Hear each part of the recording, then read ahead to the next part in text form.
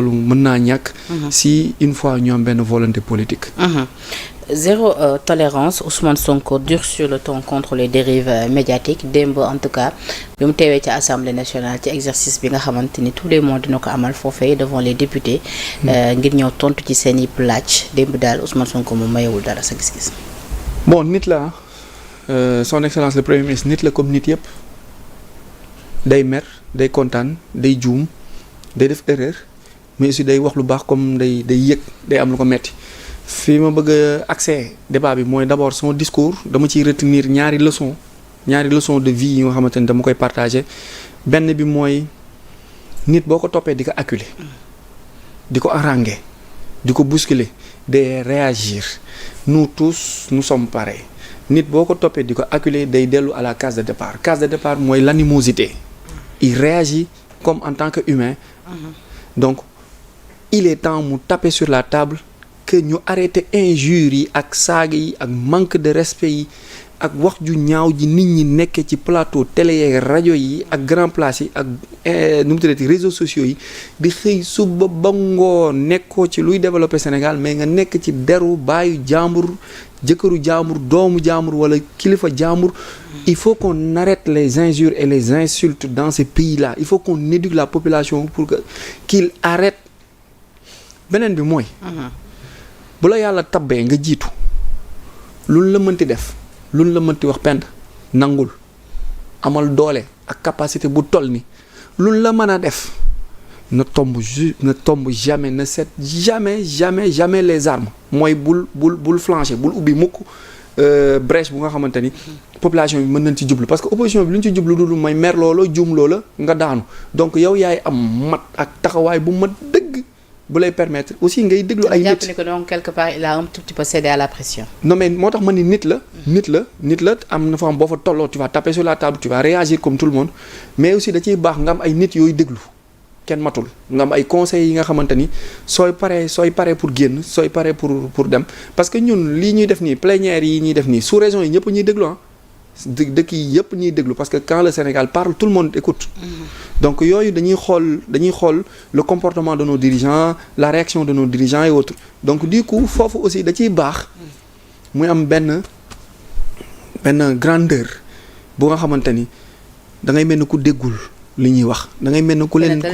da ngay mel ni ku déggul li ñuy wax bu leen sax jox importance parce que une fois ñu xam ne yaa ngi leen jox importance dañuy kontaan ñoom ci def gi lay def gu metti googu noonu te malheureusement aussi beneen bi mooy penda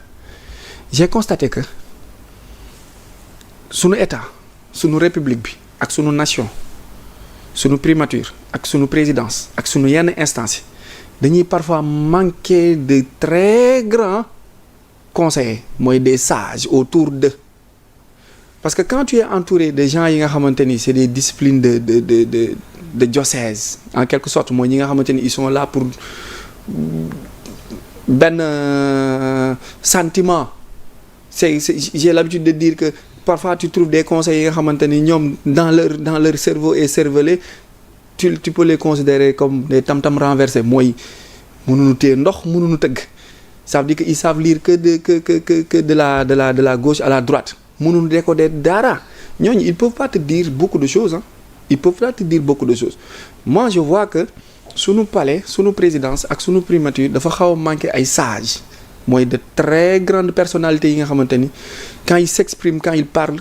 quand ils te dictent wala quand ils te conseillent tu sens nettement que yow da nga nekk ci benn communication wala da nga nekk ci benn support de communication bu am doole. loolu boo koy comparé au président Sall Macky Sall bi mu ñëwee jëloon na les Moustapha Niasse et autres yëpp defal leen en tout cas les feu Tanor Dieng ñu waroon ko nekk benn bloc autour de lui. Le staff de communication de Macky est plus riche que le staff de communication de Diomaye.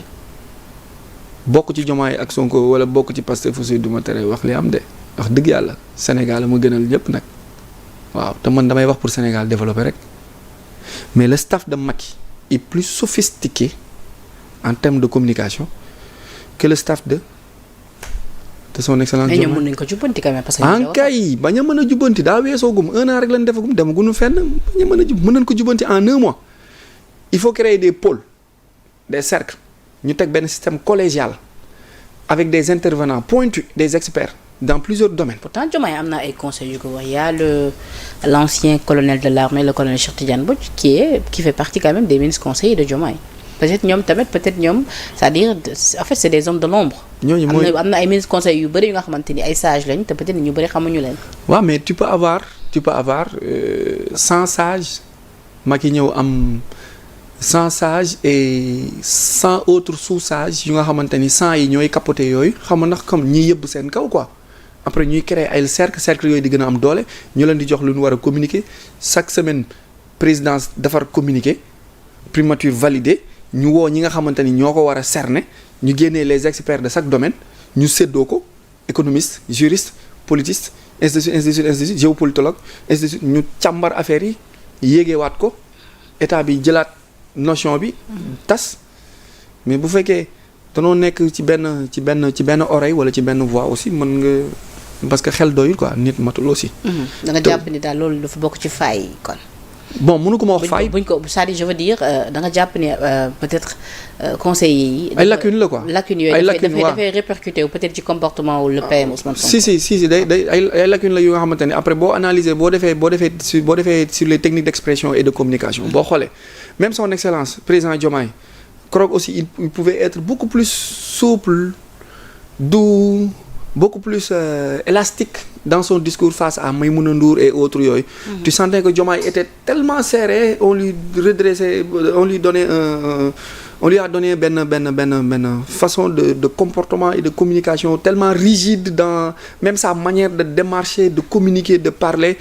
On n'est pas en France on n'est pas en Europe gisoo Trump ak ñoom Macron Poutine danoo démystifier loolu mitu kii bi gisoo Trump day taxaw fii doomu Elon Musk bi taxaw nii Macron day wax di communiquer ak ni ñuy relever manche yi communiquer avec la population faut pas être trop rigide trop ferme trop kii avec mais quand il s'agit de taper sur la table tu peux taper et taper bien même mais quand il s'agit de sourire de rire de partager aussi da ciy baax nga ñu xam ni voilà tu es là ça c'est ce qu'on appelle le leadership du laisser aller. li Ousmane Sonko wax dem également ci justice nee na boobu ba léegi amul benn loxoom bu mu dugal ci justice mais bu ko ci dugalee dinañ xam ni dugal na ki. moom laa commencé léegi nii nit rek la lu nit deful comment dire comme ni nga koy waxee tey sax mënul def lu nit deful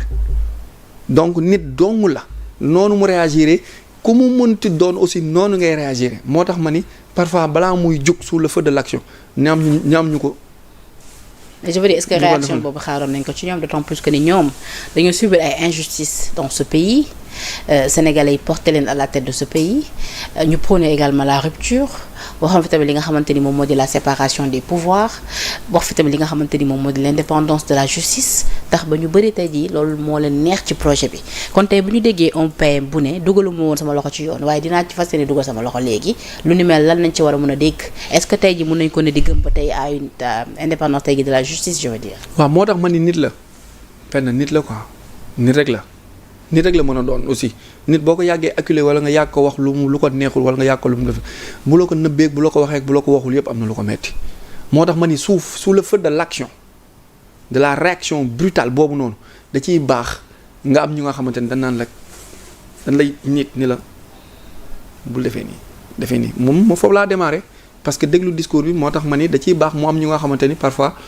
on lui dit non carrément faut jamais répondre à des tentatives comme ça parce que ñii di jubluwuñ ci lu dul wax loola waxeet loola li nga waxoon ci projet bi donc yow reste toujours sur tes principes yi nga waxoon te loolu pour nga rester si mooy da ngay nangoo dékku parce que réew mi nekk réew mu sosalaate la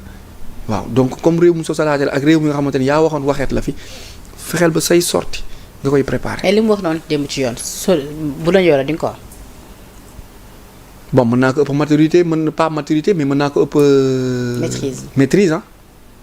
comme moom mën na ma ko ëpp parce que man mënuguma juger parce que nekkaguma ci situation boobu noonu mais li ma tollool man maa ngi ciy am maîtrise su ma nekkee premier ministre du Sénégal wala ma nekk président de la République du Sénégal mën naa ko am comme mën naa ko bañ a am aussi mais su ma ko amul aussi ñu xam ni nit rek laa. d'accord ci wàllum yoon boobu lañ ñuy desandi wax ci li nga xamante ni démb ak tey ñu ñëpp gis nañ ko démb moom daanaka dossier justice yi moom yëngatu na bu baax a baax gis naa sax si yenn commentaire am ñu naan ci fan yu ñëw ko gisul rek xamal ni yoon tee na ko. ci coowal Covid bi ak yu ni mais d'abord ñu taxaw ci li nga xamante ni moom mooy garde à vue bu chroniqueur bi di Abou Nguer donc gis nga ni moom depuis démb quand même